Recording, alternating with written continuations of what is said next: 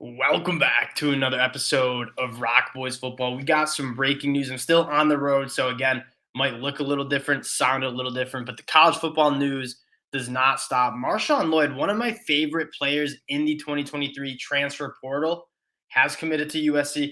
I thought it was weird that he even entered in the transfer portal. He had a great season for South Carolina when healthy, and there was a time during the season where I thought he was going to be a top 10 running back in the 2023 NFL draft. Couldn't finish the season healthy. I think he's one of the better running backs returning in the whole entire country, and it's a massive gap for what you look when you look at USC and what they're losing. I think Marshawn Lloyd is going to fill a very big hole, and we're going to talk a little bit about what Marshawn Lloyd brings to the table, and just a little bit about what USC is doing in the transfer portal. Before we get into it, though, I just want to say thank you guys for the support you guys have shown. Again, I love making these videos. I love talking college football, but the best part about doing this is talking ball with you guys in the comment section. So if you do enjoy the content, let me know in the comment section if what you guys are thinking. And then again, if you want to support the boys, consider subscribing to the channel. We appreciate that as well. You guys have been absolutely awesome. Let's talk a little bit about Marshawn Lloyd, former top 50 recruit in the 2020 class. Really, really bad knee injury. Did not play at all as a true freshman. In 2021, you could tell he wasn't himself. You look at the highlights from him in high school, was an absolute stud, super special talent. His second year at USC or South Carolina, excuse me, you could tell that he wasn't himself. And then in 2022, I thought he looked to be one of the best running backs in the whole entire country. He's one of the more complete backs. He goes 5'9", 215, runs the ball extremely hard, has very good contact balance. But what's more special is the burners in the open space and the ability to make people miss clean at the second level.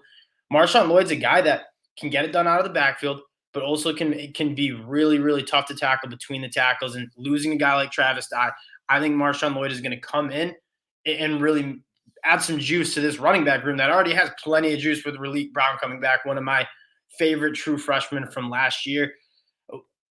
What I want to talk about with this USC team and what they're doing in the portals, it's looking a little different. Last year, Lincoln Riley had to come in and kind of overhaul this whole entire roster. I believe brought in 20 plus guys through the transfer portal. Lincoln Riley is still getting aggressive in the transfer portal. He's brought in 8 guys, but he's being much more selective. Last year, he was kind of forced just by how that depth chart and how the roster looked. He needed bodies to come in. He needed depth. He just was kind of grabbing anybody who he could to come to USC.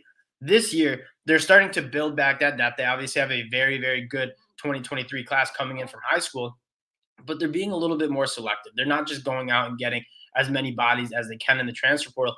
And for my money, this is one of the best transfer portal classes you see. We're talking about Marshawn Lloyd right now, who I think is one of the better running backs in the country coming back in 2023. But you get starters across the board.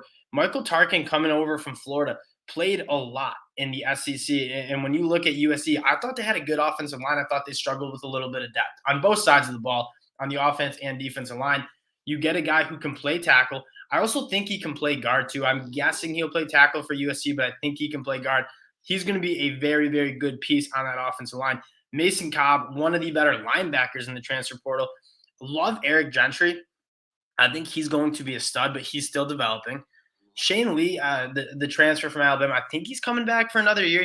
I don't think he's an NFL dude yet, but Mason Cobb's going to come in and be probably the best linebacker on this team next year, unless Eric Gentry kind of improves to the point where I think he can be, because I think the potential with Eric Gentry is really special. He just needs to put on some weight and kind of round out his game. Dorian Singer was a weird one too, and this wide receiver room is very crowded. When you look at guys like Mario Williams coming back, he's going to play. I'm not sure if he's going to be a starter, but again, USC, and you look at that wide receiver room last year, so many guys, so many different weapons for Caleb Williams to use. They had 6, 7 guys who'd probably be starting on most Power 5 teams other places, and you get another weapon in Dorian Singer who's very good with the ball in his hands and caught for over 1,000 yards at Arizona. Was a little surprised he hit the portal, but he's one of the more heralded guys at the wide receiver position in the transfer portal. You're getting a lot of guys from Arizona who are really good and are kind of looking to take a step up and compete for a national championship, compete for a Pac-12 championship. Christian Roland Wallace, another cornerback that was highly touted in the transfer portal. Kyon Barnes, a guy I thought was going to go to the draft this year, had him on my draft board in the summer. Punter, I don't see USC punting very much, but if they do, I guess he's going to be good. I don't know why, if you're a punter, you're transferring to USC, because this USC team ain't going to be punting much. And then you get another linebacker from Georgia State. This USC team is shaping up to be a very, very good program, and they're continuing to get that depth. This USC team, I thought, was very, very good in their first team, pretty much across the board. And a lot of people like to get at the offense and defensive line and say it wasn't good. That was a very good offensive line, but you're losing a lot of guys. Brett Nyland, the guy who, I think it's Nealon actually, started for what, 4 years at the center position. He had a gruesome injury, and hoping he can recover from that, but probably will not be playing much. I don't even know if he has any more eligibility. Andrew Voorhees, my second favorite interior offensive lineman. He's going to the NFL draft. The offensive line, I think, will be okay. But again, I think the depth was the problem, especially on the defensive side of the ball. And again, you get a cornerback coming in from Arizona and Christian Roland Wallace, who I think is going to be very good. And I think the story is, what is this defense going to look like? I think the personnel is solid. And even last year, I thought it was good. I thought the scheme was not very good. Like, we talked about this with Alex Grinch about a week ago when they lost to Tulane. Talent was there. I just thought this USC team was very reliant on turnovers, and they did a very good job forcing turnovers. But on down-to-down defense, they weren't great. They allowed over 4.5 yards per carry to opposing running backs, a 63% completion percentage.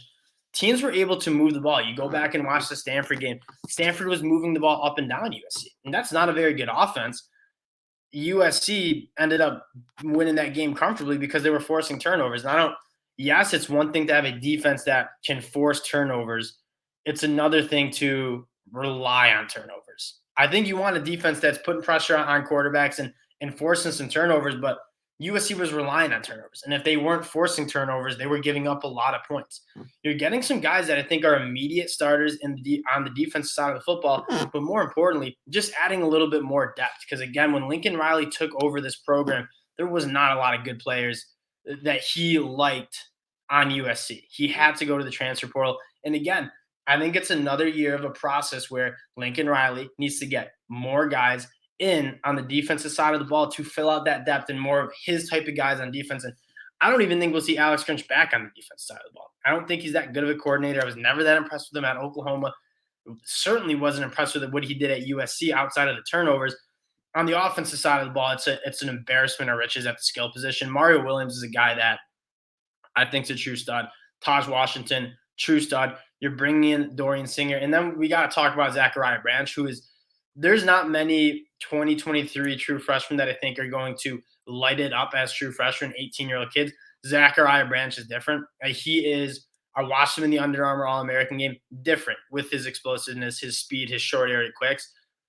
I don't know if he'll start because this wide receiver room is so deep, but he's going to be a guy that Lincoln Riley is going to scheme up touches, and he's going to be one of the more explosive players for this USC offense next year. And again, the question is not on the offensive side of the ball. If USC plays solid defense, I'm not even saying high-level defense. If they just play average defense, this USC team is going to win the Pac-12, in my opinion, because that offense, and this is a good Pac-12. I'm not saying this lightly because I think Oregon's going to be really good. I think Washington is going to be really good. I think Oregon State is going to be a pretty solid team in the Pac-12. This is probably the best Pac-12 we'll see in a very, very long time, as this is the last time UCLA and USC are going to be in the conference. This is a really good Pac-12 team, and this is a USC team that you're returning the best quarterback in the country, surrounded by a ton of talent, and being coached by one of the best offensive minds in college football.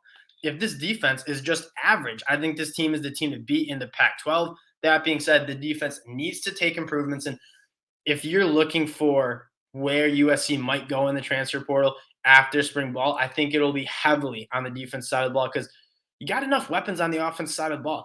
This team needs to improve on defense, and they need to improve now because very rarely do you get a Heisman Trophy winning quarterback to come back for another year.